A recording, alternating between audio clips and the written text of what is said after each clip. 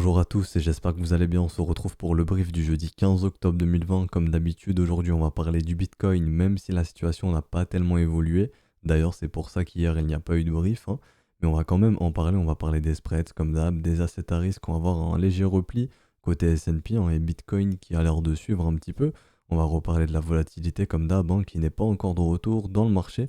On parlera très rapidement des options. On va parler aussi de mon petit outil que j'essaie de mettre en place, hein. Je vous avais expliqué un petit peu pour essayer de récupérer les zones de liquidité potentielles. On parlera aussi d'ailleurs d'order flow comme d'habitude. Et aujourd'hui, on va plus un petit peu se focus, hein, sur les altcoins. Donc Ether, pas grand chose à dire.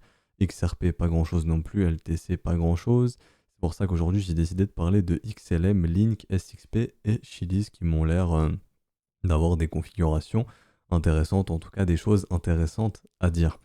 Alors pour le Bitcoin, hein, on est bienvenu dans cette zone de rechargement de short suite à tous ces W. Donc les traders pro, en tout cas certains traders pro, sont en train de se hedge ici, hein, j'en parlais un petit peu dans le Discord. Les zones de rechargement pour les traders pro peuvent servir de localisation pour ce hedge. Donc pour ceux qui ne savent pas, qu'est-ce que c'est quoi ce hedge tout simplement?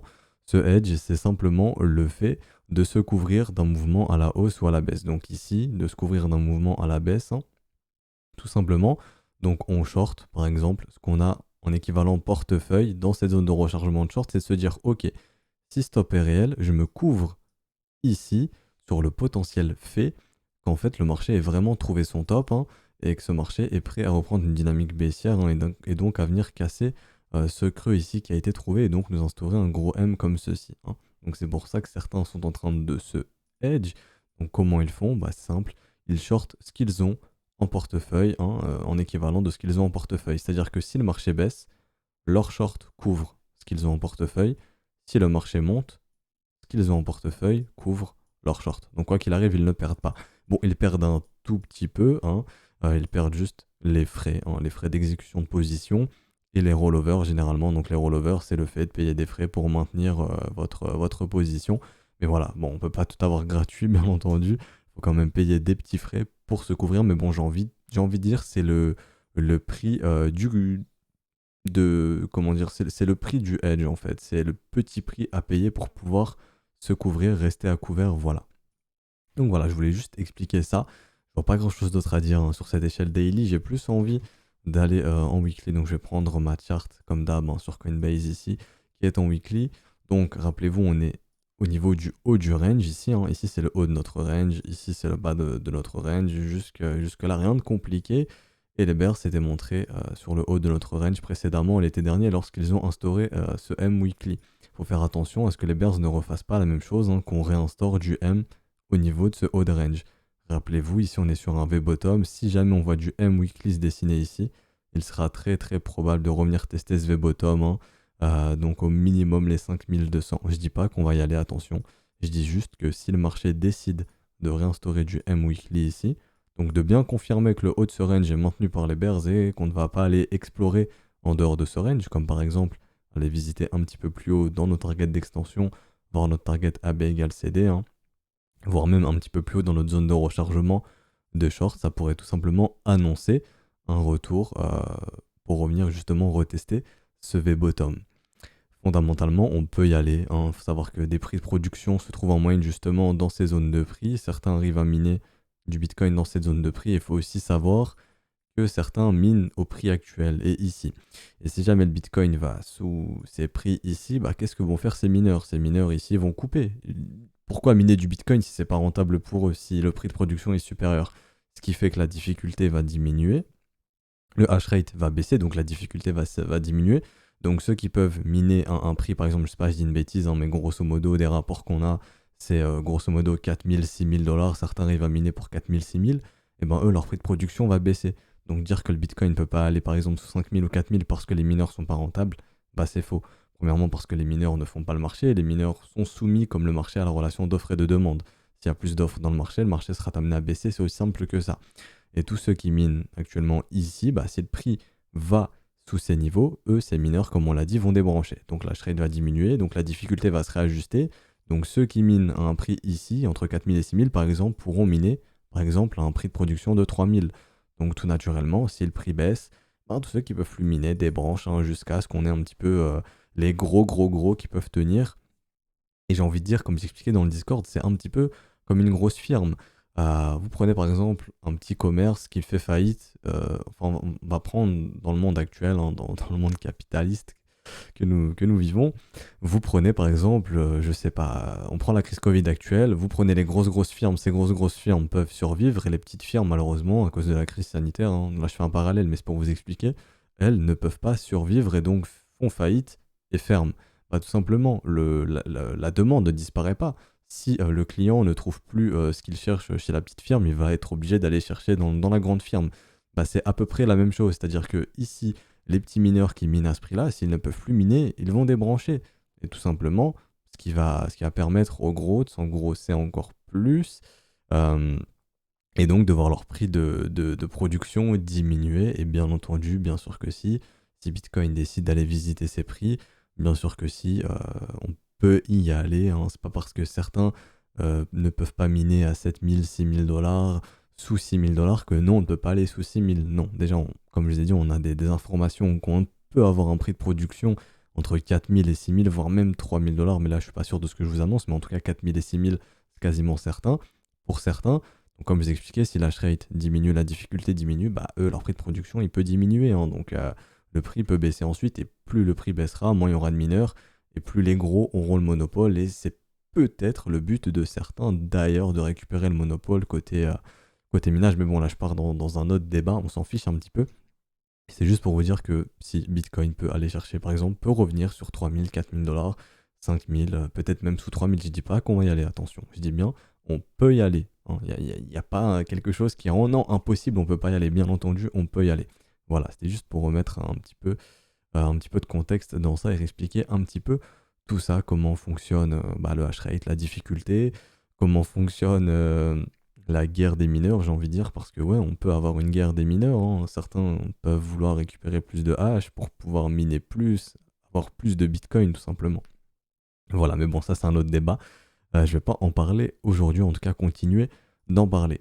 Rappelez-vous, dans ce trading range, tant qu'on reste entre ces deux bornes, hein, on peut totalement décider de revenir faire du business dans ces zones ici. Il y a encore beaucoup de business à venir effectuer ici. Je dis pas qu'on va y aller, encore une fois, ne prenez pas pour acquis tout ce que je dis. Je mets d'énormes pincettes sur ce que je dis, hein, mais techniquement, on a des raisons de revenir faire un petit tour ici. Ce V-bottom, ce creux dans la value ici, et ce qui pourrait au final offrir une opportunité assez intéressante hein, pour ceux qui souhaitent faire du dollar cost average. Si jamais vous êtes patient, on voit aussi que notre zone de rechargement s'aligne, hein, même notre ratio 0,886 qui a déjà été tagué lors, de ce mouvement assez brutal, hein, où on avait liquidé beaucoup de positions sur BitMEX. Vous voyez ici, on est bien venu taguer ici notre 0,886, donc 88,6% de retracement. Ok. Donc voilà, on peut totalement décider de revenir faire du business ici. D'ailleurs, si on prend notre range, on va prendre simplement le concept de la règle des 80% qui là s'applique parfaitement dans un range. Ok, je prends ici notre range, on regarde la value, on est bien venu chercher la value haute, on réintègre, on peut totalement aller visiter la value basse qui ici est à 6500 dollars. D'ailleurs, notre règle des 80% pourrait nous dire qu'on a 80% de probabilité d'aller revisiter cette value basse tôt ou tard. Je dis pas qu'on va y aller, hein. Si c'est simplement la règle des 80%, et vous pouvez justement faire vos propres statistiques hein, en testant.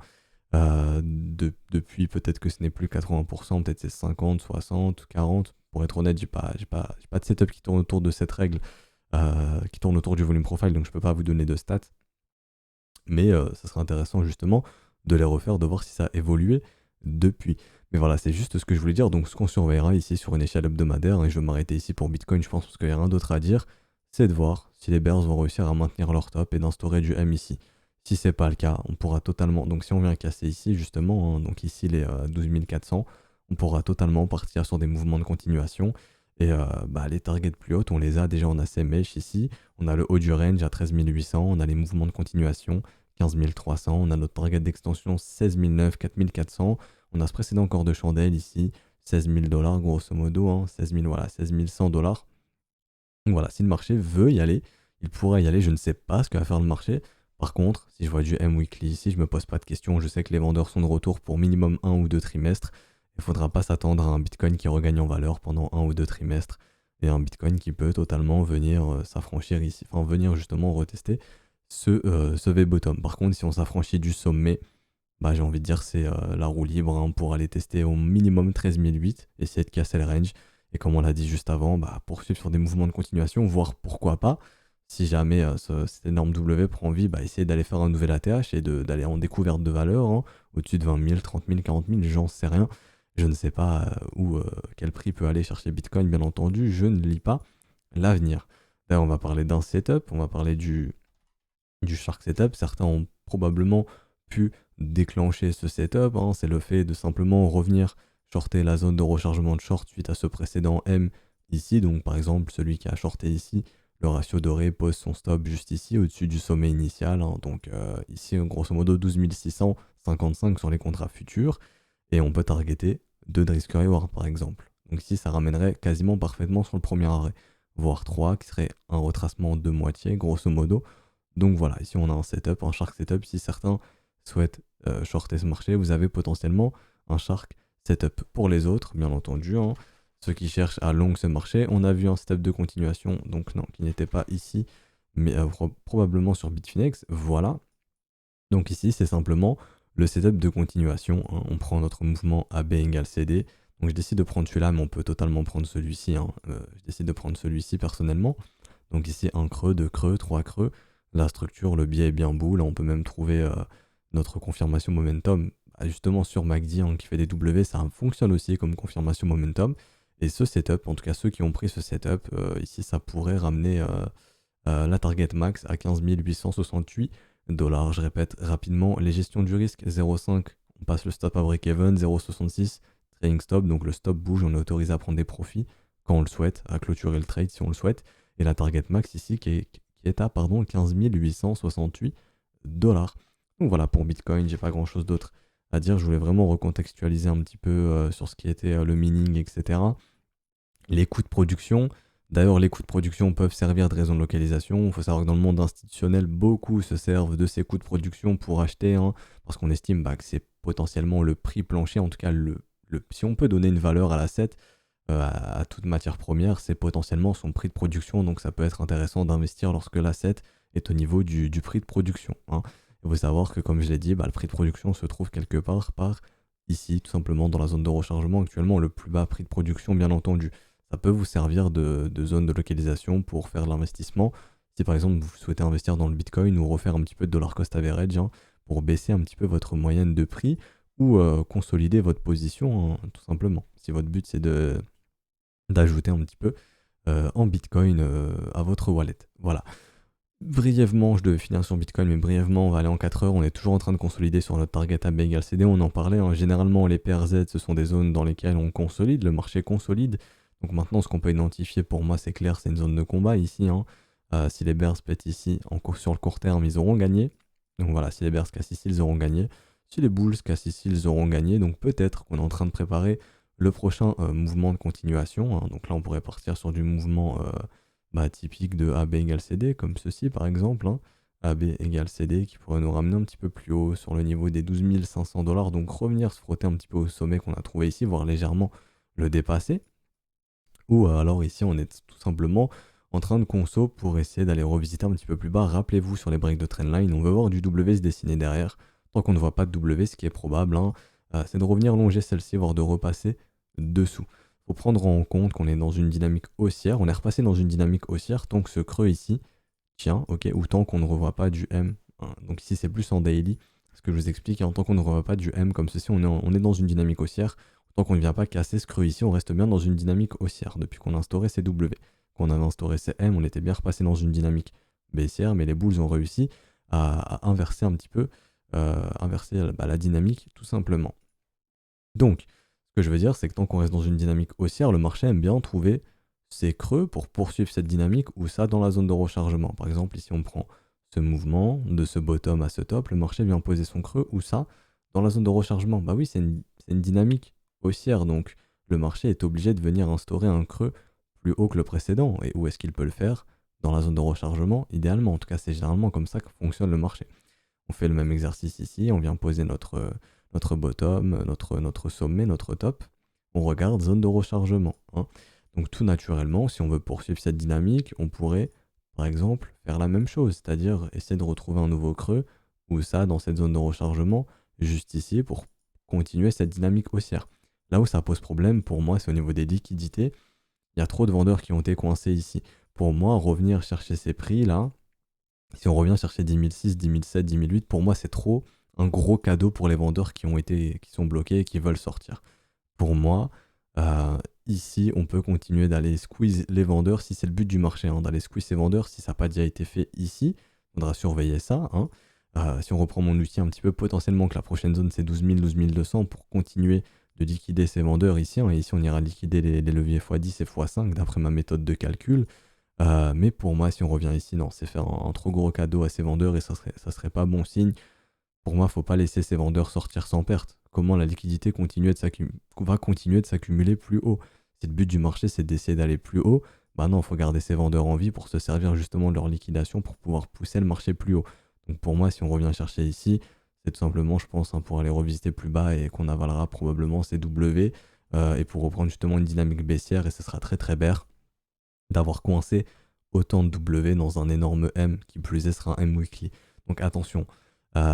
Donc pourquoi pas revenir taguer un petit peu ici, hein, faire notre wake of check tout simplement, revenir taguer légèrement ici pour repartir, ça ok si le but c'est de continuer de liquider les vendeurs, mais si on revient chercher ces prix, clairement non, ce sera leur faire un trop gros cadeau, et j'ai envie de dire si ces vendeurs clôturent, bah il n'y a plus de liquidité ici, donc ça sert à quoi d'y retourner en fait, enfin il y en aura encore, mais il y en aura beaucoup moins, donc ça sert pas à grand chose, donc pour moi le marché s'il veut poursuivre, voilà, faut repartir assez vite pour continuer de liquider les vendeurs. C'était un petit peu ce que je voulais expliquer.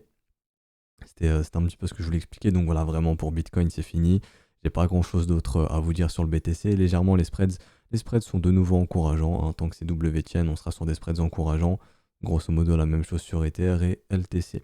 Côté asset à risque, comme j'en ai parlé en début de brief, très rapidement, on a un S&P qui se replie un petit peu et donc un Bitcoin qui suit, on a un gold qui se replie un petit peu, on va checker probablement un rebond du dollar, on va checker ça, voilà le dollar qui rebondit. Donc c'est un petit peu ce que je vous expliquais juste avant sur Bitcoin, quand on a une dynamique haussière, généralement le marché vient chercher le creux de cette dynamique haussière, hein, donc le prochain creux, où ça généralement soit premier arrêt, c'est vrai que ça fonctionne, j'en ai pas parlé, ou zone de rechargement, hein.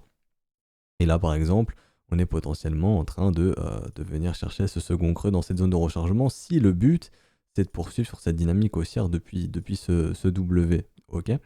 Et peut-être de revenir se frotter au premier arrêt. Et là on verra si le dollar est simplement dans un dead cat bounce, ça je vous l'avais expliqué avec le rôle du premier arrêt, ou si le dollar est prêt à retracer un petit peu plus, pourquoi pas retracement de moitié, voire zone de rechargement de short, ok?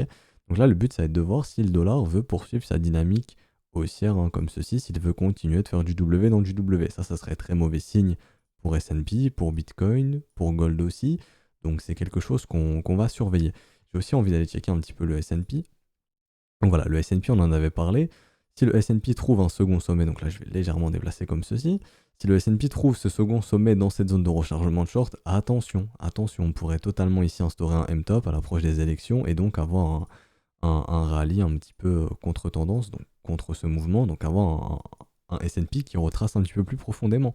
Donc pourquoi pas le premier arrêt dans un premier cas, si on s'affranchit pas de ce sommet, je parle, hein. Si on s'affranchit de ce sommet, non, ici c'est clair, le marché poursuit sa dynamique haussière, il n'y a pas de souci, allons chercher plus haut, hein, pourquoi pas les 4000 points, le prochain gros chiffre rond psychologique.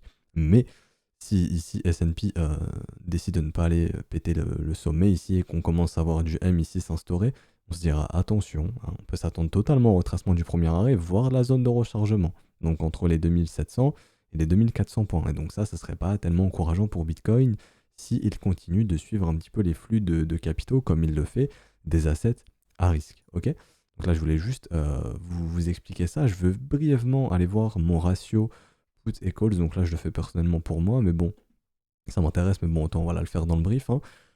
Donc ça, hop, ça je peux retirer. Donc voilà, au niveau du sentiment, au niveau du ratio put and calls, on est sur un sentiment qui est assez bullish, hein. Le marché aime bien bottom. Ici, je vous ai entouré les petits traits quand on a beaucoup plus de puts que de calls, hein. Et là, on a beaucoup plus d'achats de calls que de puts. Donc, on peut en déduire qu'on a un sentiment qui est donc bullish. Et si on veut être contrariant au marché, ou contrariant, je ne sais plus comment ça se prononce, il vaudrait mieux être bear, hein. Donc, tout naturellement, ici, on peut se dire qu'il y a un sentiment qui est assez bullish. Donc, pourquoi pas essayer d'instaurer un petit top pour revenir retracer un petit peu ici et donc continuer d'avoir un rebond du dollar et avoir des assets à risque qui retrace un petit peu, donc un Bitcoin qui poursuit les flux de capitaux du S&P. Donc voilà, il faudra suivre tout ça, hein. Suivre un petit peu S&P, suivre le dollar, suivre le gold, etc., voir si Bitcoin se calque sur un de ces assets. Pour parler volatilité très rapidement, je l'ai fait, mais c'est vrai que tant qu'on ne reverra pas W prendre forme, on se dira pas ça et la volatilité est de retour. L'information qu'on avait eue, c'est que la volatilité était de retour lorsqu'on avait des mouvements baissiers, donc on a un retour de volatilité baissière. Est-ce qu'on va voir la même chose? Je retourne sur ma charte du BTC. Est-ce qu'on va voir la même chose, hein? C'est-à-dire que est-ce que quand la volatilité va revenir, ce sera une volatilité qui est baissière? Parce que depuis quelques temps, la volatilité est baissière. Bon, ce qui était différent, c'est qu'on était bien dans une dynamique baissière, hein. Donc logiquement, dans une dynamique baissière, lorsque la volatilité revient, tant qu'on ne voit pas de W, c'est justement une volatilité baissière. Maintenant qu'on est dans une dynamique haussière, depuis que ces W ont repris, et si on repasse dans une dynamique baissière, on le saura. Je vous ai expliqué quand est-ce qu'on reverra une dynamique baissière, hein. Et ben on verra si on reprend une volatilité qui est baissière ou justement depuis qu'on est dans cette dynamique haussière, est-ce que cette fois-ci on va récupérer une volatilité haussière lorsque la volatilité reviendra dans le marché. Donc on va suivre tout ça ensemble. Donc ça voilà, c'était juste pour parler très brièvement de la volatilité, j'ai pas grand chose d'autre à dire.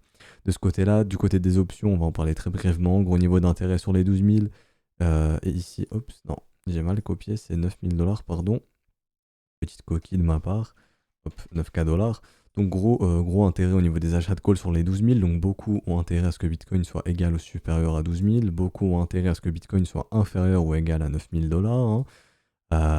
Donc ici, c'est les gros niveaux d'intérêt. Donc potentiellement notre niveau plancher pour cette expiration du 30 octobre, en tout cas proche de ce niveau. Et notre niveau plafond potentiellement proche des 12 000 $.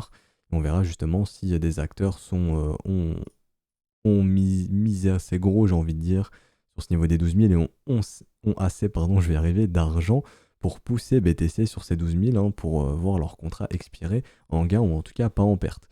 A noter aussi que j'ai intégré un petit peu la petite zone, là où il y a un creux dans l'intérêt, rappelez-vous, c'est un petit peu la recte zone comme je l'appelle. Donc là, c'est si le Bitcoin vient expirer ici, et ben on recte tous ceux qui ont acheté des calls, hein, ici et tous ceux qui ont acheté des puts ici. Donc là, c'est un petit peu le creux dans l'intérêt.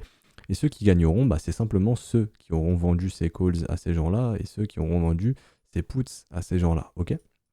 Donc voilà, on surveillera aussi cette zone ici d'un point de vue option. Voilà, donc ça vraiment pour le Bitcoin, j'ai fini. Je sais que j'ai fait 22 minutes sur Bitcoin, c'est beaucoup. Donc là, on va accélérer, on va plus passer sur les alts. Ethereum, toujours dans sa battle zone. Assez intéressant de voir qu'Ethereum n'a pas résolu sa battle zone, contrairement à Bitcoin qui, lui, l'a résolu. Est-ce que Ethereum est le leader un petit peu? Non, c'était cette charte. Est-ce que Ethereum est le leader et on a besoin d'avoir un Ether qui résout sa battle zone à la hausse pour retrouver la volatilité sur Bitcoin et poursuivre le rallye et pourquoi pas essayer d'aller découvrir un nouveau sommet, donc de péter les 12 500 ou 12 600 ici? C'est la question que je me pose. Donc voilà, et comme j'avais expliqué un petit peu, pour moi la résolution de ce premier arrêt ici donnera la direction pour les prochaines semaines qui à mon humble avis sera un mouvement unidirectionnel, soit mouvement de continuation, allons découvrir plus haut, soit cassure du premier arrêt et donc visite de la zone de rechargement très probablement, et de venir combler un petit peu ces creux dans la value juste ici. Voilà, je voulais juste redire ça sur Ethereum, pas grand chose d'autre à dire, en tant qu'on est dans la battle zone, on va s'emmerder sur Ether. XRP, pas de résolution du premier arrêt, tant qu'on ne résout pas ce premier arrêt, attention, on est tout simplement dans un dead cat bounce, tant qu'on ne résout pas ce premier arrêt, dead cat bounce, hein. Donc le but du marché, ce sera d'essayer d'aller poursuivre plus bas. LTC, c'est la même chose. Tant qu'on évolue sous ce premier arrêt, on est dans un dead cat bounce, donc il faudra faire attention, hein. Le but, justement, des bears, ce sera d'aller pousser le marché sous ce bottom, ici des 41 $, donc le bottom local. Par contre, si on a cassure du premier arrêt, on aura un LTC qui pourra se reprendre un petit peu plus. Premièrement, aller visiter pourquoi pas la zone de rechargement de short, hein, qui sera l'objectif.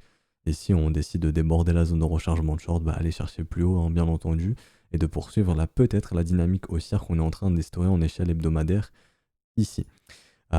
Du côté de XLM, non, je regardais mes notifs ici, j'ai rien, donc c'est bon. Du côté d'XLM, pour moi, toujours pas de localisation intéressante. Je veux ma zone de rechargement. Au niveau du momentum, un momentum encourageant, intéressant. On a la confirmation momentum, mais personnellement, je n'ai pas la localisation, je n'ai ni la structure parce que je veux ma structure dans la zone de rechargement. J'ai aussi des creux dans la value qui attendent plus bas, donc si XLM revient ici, qui me fait du W, là ok, je pourrais faire du business sur XLM. Pour l'instant, clairement, ça ne m'intéresse pas du tout. Du côté de Link, c'est la même chose. Alors Link, oui, essaye d'instaurer un W ici, mais ça ne m'intéresse pas, hein.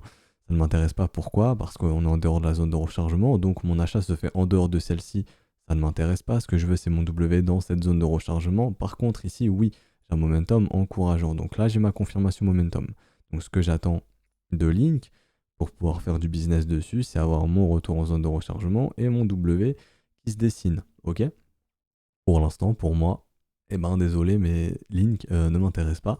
On va tracer notre fib et on va voir si le premier arrêt a été résolu. On évolue toujours sous le premier arrêt, faites attention, rappelez-vous, hein, tant qu'on évolue sous ce premier arrêt, on est probablement dans un dead cat bounce. On est dans un dead cat bounce. Donc ce premier arrêt n'est pas résolu à la hausse, on est justement dans un dead cat bounce.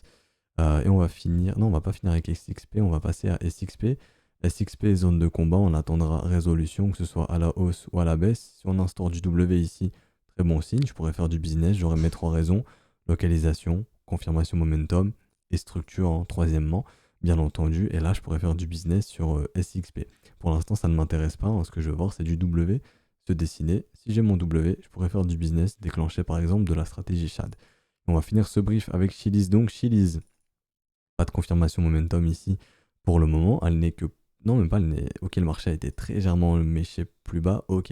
Donc là, on a potentiellement une divergence qui se dessine, mais elle n'est pas confirmée. Elle sera confirmée lorsque le momentum viendra casser ici. Donc pour l'instant, pas de raison pour moi de venir faire du business ici, hein. J'ai toujours cet énorme creux qui attend juste ici dans la value, hein. Cet énorme creux ici. Donc le marché peut totalement décider de revenir faire du business dans cette zone. Et encore une fois, vous me connaissez, ce que je veux voir, c'est la confirmation momentum prendre forme. Donc cette divergence... non, pourquoi j'ai placé... désolé, excusez-moi. Ici, je voulais mettre... Voir ici mon momentum, pardon, venir confirmer cette légère divergence ici pour avoir ma confirmation momentum, hein, et ensuite voir ma structure prendre vie pour me dire ok, tu peux faire du business sur Chiliz. Donc pour l'instant, Chiliz ne m'intéresse pas. Voilà, donc je pense qu'on va s'arrêter ici pour aujourd'hui. Si ce vidéo vous a plu, n'hésitez pas à laisser un petit pouce bleu comme d'hab, hein, vous abonner si ce n'est pas déjà fait, à nous rejoindre sur Discord, le lien est en description et dans les commentaires. Je vous souhaite une excellente journée, on se retrouvera donc demain pour clôturer cette semaine. Allez, ciao tout le monde.